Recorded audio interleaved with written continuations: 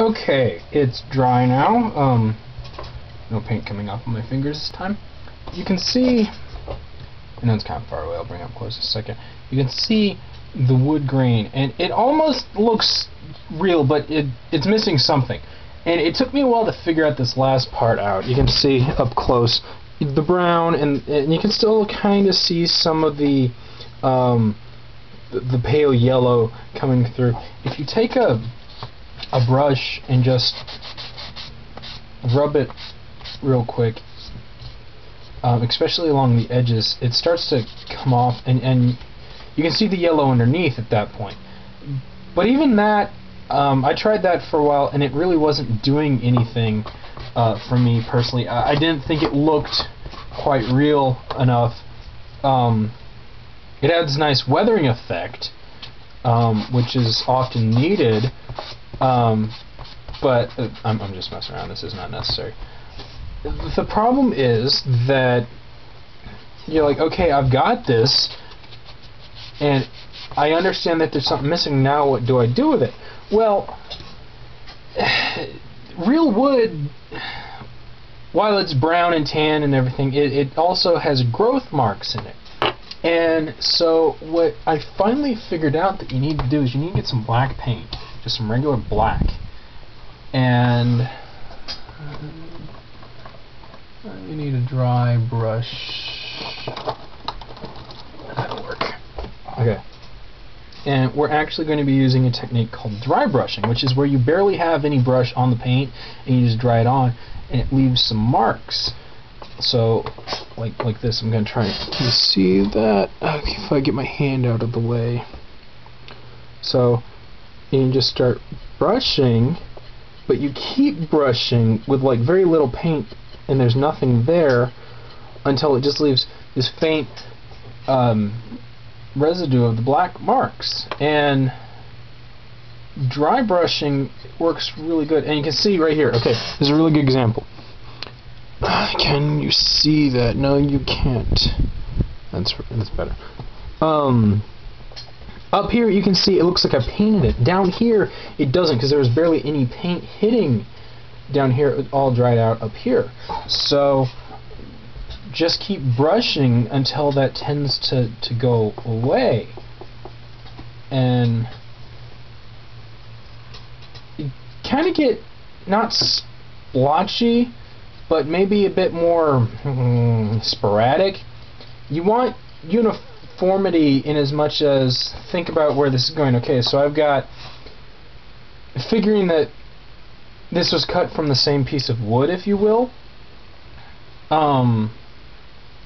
It's black here, and then when they put this side together, they flip the slats over and use the same side here, so it's kind of black all the way down here. It doesn't have to be like that. And the good thing about dry brushing, it's immediately dry because there's barely any paint there. You dried it all out already. And if you get a lot of paint on here, just try and get it as dry as possible. Make it look, natural. A cool thing that you can do, because it's wood, and wood does not necessarily, trees don't always grow straight, you can come along and just kind of curve it like this number. But again, you have to dry. It needs to be, hang on just a second. You're going to want to get a little rough with this, because it's fun. This is the fun part, people. I mean, it's really cool how you can do this, and actually,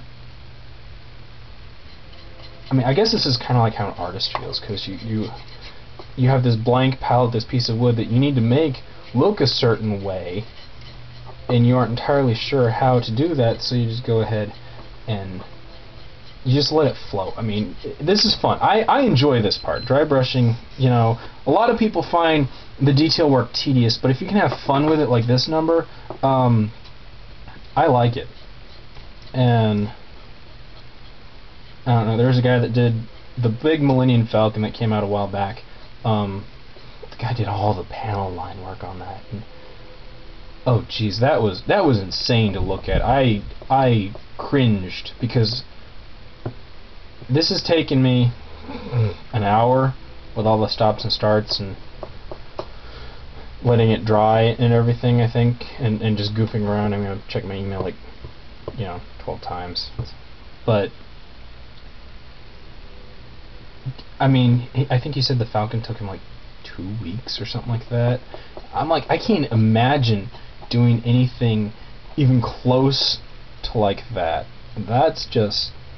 Okay, now see, if you have a lot of paint left over, just grab a rag and start wiping it off, because that's not good. So, I mean, and that's pretty much it. I mean, you got the 1, 2, 3, 4, 5, 6 sides, 7, 8 if you want to count these as separate sides. And it's pretty much dry when it's on there. I mean, you're good to go. That's you're basically done. One thing that I like to do that added a little more detail. Where did it go? My mom's got these. They're like paintbrushes, but they're little foam. They're like foam brushes, but they come down to a fine little tip, and they make these really great circles. And so I like to just take it, and it makes a nice little circle there. I don't know if you can see that. It looks like a knot hole. And I just thought that was absolutely hilarious. I'm like, okay, cool. Look, this looks like a natural knot hole, right? I didn't do that. That's the way the paint flowed. It flowed right there. I mean, there's just, you want these things to kind of just pop, and I don't know, I think I might go back and just assist that one just a little. There we go. That looks cool. You want these things to look like, I mean, it's obviously, people are going to be able to tell it's plastic and it's painted, but the thing is, you want it to look like real wood, because that's what you're going for. Otherwise, why are you painting it in the first place? Why are you even watching this video? Go do your homework. Something. And yeah, you don't have to have a lot. I mean, I had, that's a really cool one right there, that I got that one working. I have to go dry these off real quick.